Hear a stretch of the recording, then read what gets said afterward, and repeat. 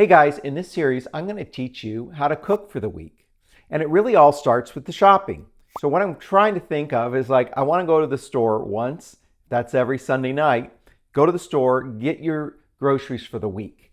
So that you're going to start by going down the meat aisle, right? So we're going to start with your protein. I got chicken, you're going to want about 3 pounds. You want about 8 ounces a meal. So I got 1.5 pounds of chicken. We're going to have 2 to 3 meals with that. I got 1 pound of beef. We're going to have 2 meals with that. And then I got some salmon. It's about 12 ounces. We're going to have 1, maybe plus a snack, or you could make 2 meals out of that. I bought some bacon. For those of you who like bacon, we'll add some flavor to a couple dishes. And then we're going to get our produce. So think about produce as greens, like spinach for sauteing or nice greens for salad. And then harder vegetables like broccoli, green beans, zucchini that we're going to use throughout the week. Just get your favorite ones. You can get them in these bags a lot easier. Things that are pre-cut. You don't have to do everything from scratch, right?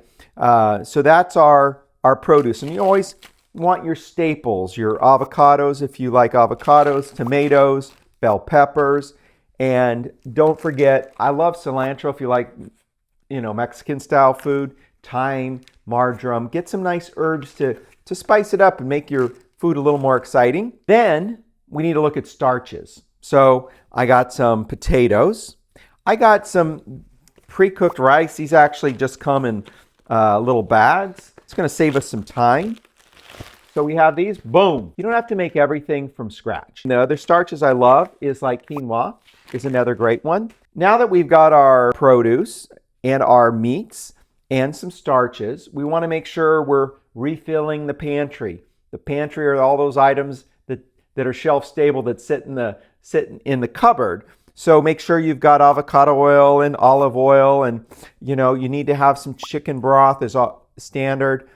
Again, with Mexican food, some refried beans, your onions, some cheese, some butter. So that's sort of your pantry that you're always going to just kind of be refilling. Then the last thing I want you to think about is like flavors. I want to have, maybe I get some pesto or some olive tapenade or some salsa, hummus, tzatziki. So you can get these, which you can add flavor. You put a scoop on at the end of the meal and kind of spice your meal up. So that's the basics of setting your week up. Now, we're going to have a download with this, which you're going to get the exact ingredients you're going to need. But my objective is to teach you how to start thinking more intuitively about cooking. Because if you have a recipe, you want to be ad lib a little bit, right? And this is the basics of how to shop. Think of those 4 categories: meat, produce, starches, and your pantry. Now that we're done shopping, let's start cooking. We're going to cook dinner for tonight, but I want you to think about the week ahead. We want to cook our starches tonight. So we're going to do quinoa. The rice, if I bought this already cooked and frozen, but you could cook some rice and keep it in the refrigerator for the week. The same with the quinoa. We're going to roast off the potatoes, and we're going to make some caramelized onions. This is going to save us time throughout the week. The first night you're home with our groceries, we're going to cook the fish, because the fish is going to go bad quickest. So we're going to start with salmon tonight. We're going to make it with some kale, and we're going to wrap it with bacon. And then we're going to have your choice of starches that we're going to cook off. So first, let's go in. I'm going to show you how to prepare these onions, quinoa, and the roast potatoes. So the first trick I'm going to show you guys is how to make caramelized onions. You're going to make this once every week or 2, and you can caramelize the onions and just put them in the refrigerator. So you're just going to take your onions, cut the bottom off, slice it in half, peel the skin. You put one little cut through it what we're trying to do is keep it all the same size essentially, right? And then you're going to cut it without cutting all the way through. Just leave a little bit up the top, and then you're just going to slice, moving the knife down and forward to get a nice dice. So we're just going to dice up all these onions, leave them on this pad, and then you can just scoop them into your pan. So first, slice your onions, then we're going to go to the stove. So to caramelize your onions, we're going to use a little avocado oil. You can also use olive oil. But I like the avocado because it's not going to impart a lot of flavor. I'm going to use a little bit of chicken broth. The chicken broth is going to help break these onions down. So first we're just going to cook it. We're going to cook it at about 7, medium-high heat. We have our onions, a little bit of broth, and then we're going to also add some butter. So we want to make sure we have oil or butter of some fat of some sort that you like to cook in. And you can use just plain water. I use some chicken broth, which is going to add a nice little flavor. So we're just going to let that cook medium-high, and we're just going to let this keep brown and caramelize down until it's caramelized onions. So now we're going to just simply cook our, these are just baby potatoes. We've got some boiling water. I'm going to take some kosher salt, nice pinch. It should taste, if you really want to know, it should taste like seawater. So I'm just going to take my potatoes and I'm going to put them in here. It's probably about 10 to 15 minutes until they're soft. 10 minutes, we're going to put this on high, boil them, and it's that simple. All right, guys, so we're multitasking. We got our potatoes, our onions cooking, and I'm just going to show you, we're going to start with salmon tonight. So it's very simple. Piece of salmon. We're actually going to wrap it in bacon. We're going to put some salt and pepper, and then we're going to saute it in the olive oil. This is going to actually, we're going to pan roast it, meaning we're going to start on the stove, and then we're going to move to the oven. So remember, you got to turn on your oven like 10 minutes before. So we just turned on the oven to 350. Simple. So we're going to start with the simple stuff. We're going to prepare the meat. We're going to put a nice bit of salt. How much salt? Well, if you put too much salt, you're going to know to put less salt on next time. I'm going to wrap this in bacon because I know I have some guys out there that can never get enough bacon. So I'm just going to take 2 strips of bacon and I'm going to wrap it with bacon. And I am going to use, I love thyme. If you don't have thyme, don't worry. I'm just taking some fresh thyme. So I'm trying to encourage you to use some fresh herbs, just a little bit of herbs. I have some diced onions if you like. And we're just going to go to the stove and we're going to get this grill basically just seared on the stove top, and then we're going to throw it in the oven and pan roast it. We're going to start by putting some avocado oil in the pan. Be generous, guys. Don't skimp on us. And you want your pan hot first. So make sure it's hot. Do not put your meat into a cold pan. So we're just going to take this very gently. We're going to saute it on one side for just a minute, and then we're just going to flip it over. I love to put some onions in with it to cook. That's just some fresh onions. So we're going to want to roast this in the oven, right? It's raw in the middle. We're just getting a little color on one side. Flip it over once, and it goes in the oven. Let's give it about 10 minutes, and then we're going to check the temperature. So our onions have started to caramelize. You say, oh no, they're burnt. No, yeah, you can burn them a little bit. But basically, we're going to want to move them around. Now, if you get stuck, if it starts to stick to the pan, right? Because you want the moisture to evaporate. It won't start caramelizing until the liquid has evaporated. So what we're going to do is make sure it's not sticking. If you don't put enough oil in here, it's going to stick. But if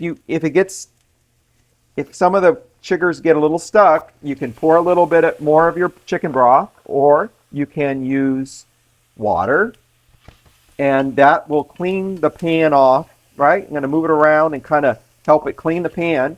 And then I'm just going to put it back here and let it continue to caramelize. We're probably about halfway there. So we have our potatoes boiling here. Let me pull them off for a sec. I'm just going to stick a knife in here to see if they're soft enough. And yes, they are. You don't want them blowing up and breaking apart, because then they're going to get really mashy. So I'm just going to strain these. Oh, look at that. Now I can actually hear, listen. Can you hear that? You hear that pop and crackle? That is the oil we're frying this now. You can hear, you listen to your food. So look how nice and brown and caramely that is now. That is caramelized onions. And we're just going to put this in a little Tupperware for the week. And we're going to use this throughout the week as we cook to save time and add delicious caramelized flavor to everything we make. So I boiled our potatoes until they're soft. And we can actually have these for dinner tonight. Maybe take some hot ones and then just smash them a little bit with a fork, right? Just kind of a rustic style potato. See if I can just show you. I'm just smashed them a little bit. I'm going to add some butter. If you like thyme, you can add some thyme. I love thyme. So we're going to add our butter, just a touch of thyme, a little bit of pepper and salt. I got those backwards. And that's simple enough. So right there, you have a nice potato side dish. I'm also going to show you, we're taking these same potatoes, maybe they're left over from yesterday. They've just boiled it. We're just going to cut them in half real quick. And the reason we're going to cut them in half is it's going to leave a side open to kind of brown up on the pan with the butter and the oil. And these we're just going to do some roast potatoes. So we just take our roast potatoes, a little bit of salt, a little bit of pepper. It's essential that you put oil on these, and a fair amount, a lot of oil. Just think of this as like your French fries, but we're just going to have yummy roast potatoes. You can also put some butter in there too. I'm just going to take a couple slices, add that, and some fresh thyme. And I'm just going to mix it up here, and then we're just going to throw this into the oven and let this roast. You can do a pound or two of these at a time and just leave them in your refrigerator and eat them throughout the week. But here, very simply, we can have some mashed potatoes tonight, or we can do the roast potatoes. Now, one other I'll mention, you could put some cream in here if you like, but I find that just some butter, salt, and pepper is a beautiful mashed potato. So we're just going to take these potatoes, we're going to put them in the oven at 350, and I'd say it started about 20 minutes, but you're just going to come back and check on them in about 20 minutes. All right, we're going to make our quinoa, which is super difficult. We're basically just going to turn on our pan. We're going to take one box, this is 4 cups of chicken stock. Really simple. We're going to add some of our caramelized onions. This is not mandatory, but it adds a nice rich flavor. A pinch of salt, just a little bit. And 1 pound of quinoa, 1 bag. We're going to put it in there. Give it a good stir because we want to make sure this breaks up. We don't want it to be all clumpy. You can put it on high to get it to boil, and then we're just going to put it on a low temp for about 20 minutes, and it's going to be ready. And you're going to have quinoa all week long. So while our salmon's roasting, we're going to want to get our vegetable ready. Now, we're going to do some kale. I bought a bag of kale. Generally, you're going to get this, not in a bag, but I thought it was nice and convenient. So you can see these are kind of long and thin. Generally, I'm going to cut once or twice through to make sure I kind of break down the size. And then I'm going to just slice it pretty thin all the way through. Now also note, I changed the cutting board. I was using meat on the last one, and I just threw it in the sink and got a clean board. I love to have like 5 of these always on hand. And also note, we're just going to cut through. I don't like to use the very end. Usually that's kind of tough or dry. If there's parts of it that you don't like, don't use it. So I just keep it on the board, and I'll move this over to cook. All right, we have our kale that's been chopped, ready to go. So we want to make sure our pan gets hot first. We're just going to put some olive oil in there, and you can put some raw onion, or in this case, I have some caramelized onion, save some time. We got our nice hot pan. We're going to put our kale in. Now, if I just saute this, it's not going to break down very easily. So if I put some chicken stock here, not way too, just maybe about a quarter cup, just enough to make it start to boil. So I'm going to now let this simmer off. That liquid is going to break down the kale in about 3 or 4 minutes. So now you can see that all of the liquid's cooked off, and this kale is ready to serve. So we're going to check on our salmon now. I'm just going to stick it in my thermometer. You always need to check the temp. It's beautiful, just 145. We don't want to overcook it, and we also don't want to undercook it. So that's the perfect temperature, 145. So let's check on our quinoa. Woo, it's beautiful. Look at that. What you want to do is it should just be flaky and soft and pillowy, just kind of like a rice. This is just beautiful and perfect. And we're going to go ahead and pack that into a little Tupperware, and you're going to be able to use it throughout the week. So our potatoes have been in here about 20 minutes, and oh my God, look at those, gorgeous. These are going to be even tastier than those French fries you get from MCD. So look at those, beautiful. You want to see that nice brown. There's a little herb, plenty of oil in the pan, and these we're just going to put away, and either we're going to eat tonight or you can save them for your next meal. All right, so now we have our beautiful salmon right out of the oven. I'm going to take about half of that and put that on the plate. Now you can serve this up nicely.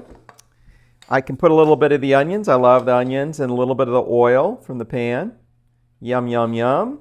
So we start with our protein, always center of the plate. Then I have our kale, which we're going to put on next door. And these just simple boiled and smashed potatoes.